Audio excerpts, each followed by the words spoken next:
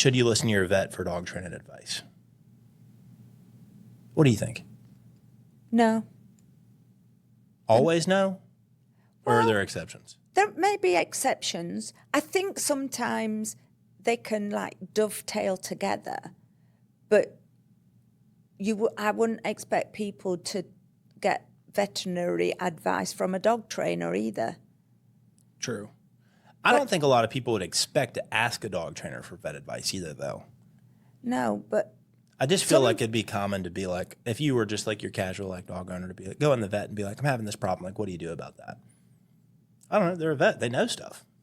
yeah, but sometimes they don't know all about training as such, do they? There are certain ones that really do. Right. Yeah. I mean, that's basically my answer. I'd say it kind of depends. You know, as most answers to most questions. Yeah. Generally speaking, I'd just say take whatever advice it is with a grain of salt for the most part. Like if you have dog training questions, because a lot of people will say, "Oh, my vet said this" or "My vet said that," and sometimes it's good, sometimes it's like, we should do the opposite. You know, I think it really kind of depends on the vet personally. I'll say, generally speaking, in veterinary school, I've never heard a vet talk about what they learn about dog training in vet school. I don't even know if they might learn how to handle crazy dogs in vet school. I'm sure they do practically when they're doing, they're in clinic, rotation like a, human doctor would kind of thing. Yeah. But I don't know how much they actually learn about that in school.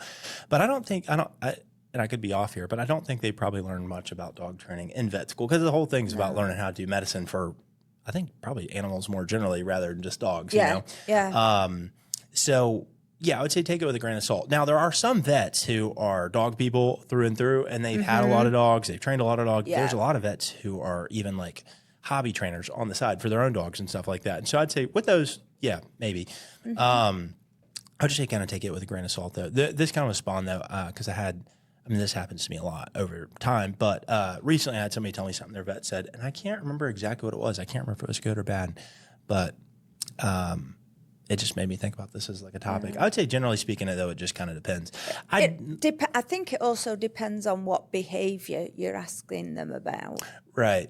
Well, one person, I know where it was. It was last night I was signing somebody up, and the vet was telling this client, like, hey, you should really teach your dog, like, how to calm down, basically. And she was kind of suggesting, like, tethering and stuff like that. And I was like, oh, that's actually really good advice. We do that, too, at our shop. So, yeah, I was agreeing with what this vet had said. But sometimes it can be a little wonky. So I would generally, though, my advice is, like, everybody should just kind of stay in their own lane. So, like, I'm a dog trainer. I'm going to give dog training advice.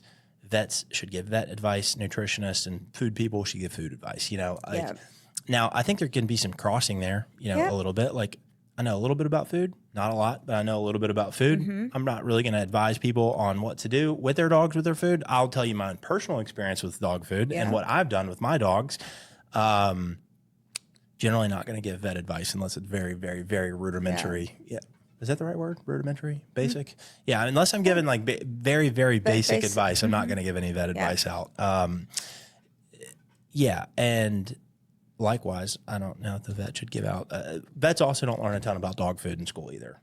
And what they do learn is normally, from my understanding, sponsored by corporate dog food companies. So, big dog food. But we've got some good vets around us in Memphis, haven't we, that actually say to them, reach out to Wonder Dog. And those are the best vets. They're the best vets. So. Yeah. Yeah, those are the best vets. So anyways, I would say take it with a grain of salt, whatever your vet says about dog training. Okay, time for a quick review. Here we go. This is one that we just got a week ago. We've gotten newer ones since, but I really like this one. So this is from Alexis Sims, 5 stars.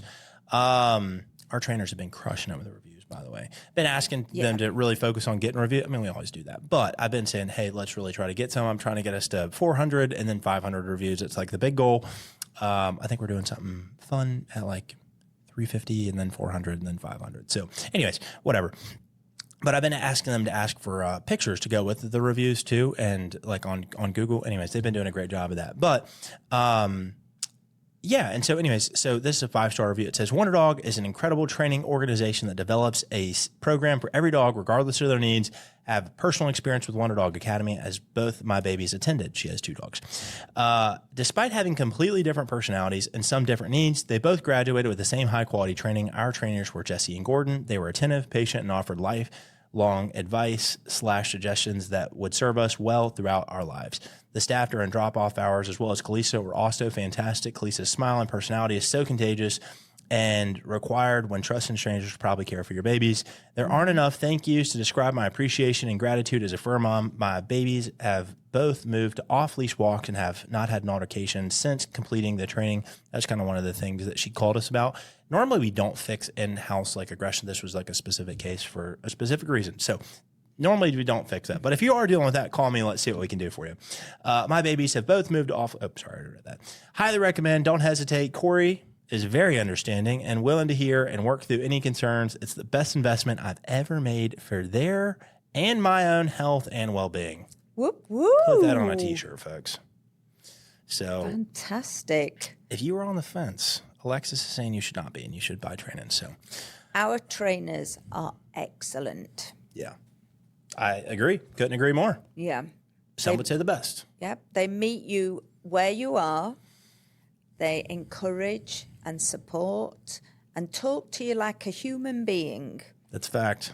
And when you call in to get booked, Sally's going to talk to you like a human. I'm going to talk That's to you actually as well. one thing I heard recently too. Is this lady had come in and they didn't buy training yet, but she had come in and she was like, "Yeah, I talked to like all the training companies in town, and like every trainer just jumped straight to like muzzle and price. Like that was what they wanted to talk about. It was like, are you willing to muzzle train your dog? Have you muzzle train your dog? And here's the price for training or whatnot." And she said you were the only person who actually had a conversation with her and was willing to hear her out and didn't just jump in straight into got to put a muzzle on. Here's the price.